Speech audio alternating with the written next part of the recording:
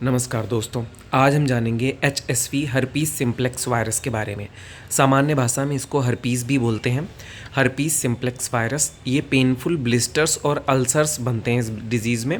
ये प्राइमरली जो होते हैं स्प्रेड होते हैं by skin to skin contact. ये जो होता है वो ट्रीटेबल होता है लेकिन क्योरेबल नहीं होता है। क्यों? क्योंकि एक बार किसी की बॉडी इस वायरस से इन्फेक्ट कर जाती है तो वो ये वायरस उसके बॉडी में पूरा लाइफ टाइम रेसिडेंस बन के रहता है, फुल टाइम। तो इसीलिए ये ट्रीटेबल है, क्योरेबल नहीं है। दो तरीके का होता है HSV1, HSV2।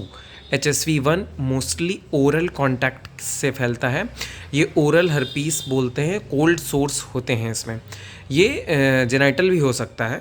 और दूसरा होता है HSV2, हर्पीस सिम्प्लेक्स वायरस 2। ये मेनली सेक्सुअल कांटेक्ट से फैलता है और इसको जेनाइटल हर्पीस भी बोलते हैं। हर्पीस के सिम्टम क्या क्या आते हैं? हर्पीस में फीवर होता है, बॉडी एक होता है, सोर थ्रोट होता है, हेडेक होता है, स्वॉलन लिम्फ नोड्स होते हैं और प्लस जो होते हैं वो पेनफुल ब्लिस्टर्स और अल्सर्स बनते हैं। कभी कभी माउथ के आसपास बनते हैं, फेस पे बनते हैं, कभी कभी जेनाइटल एरिया पे बनते हैं या बॉडी के किसी पार्ट पे भी बन सकते हैं ये। और इसमें रिकरेंसी होती है इस डिज़ीज़ में। एक बार किसी को इन्फेक्शन हो गया तो बाद में होता रहता है, रिकरेंसी होती है इस डिज़ीज़ में, ठीक है। और मेनली कौन कौन से जोन प्रभावित करता है? ये माउथ के आसपास, फेस पे, जेनाइटल्स पे, स्किन्स पे, आइज़, ब्रेन और स्पाइनल कॉर्ड को भी प्रभावित करता है कॉम्प्लिकेटेड केसेस में हर्पीस सिम्प्लेक्स वायरस। इसका इंक्यूबेशन पीरियड जो होता है वो 1 दिन से 26 दिन का होता है।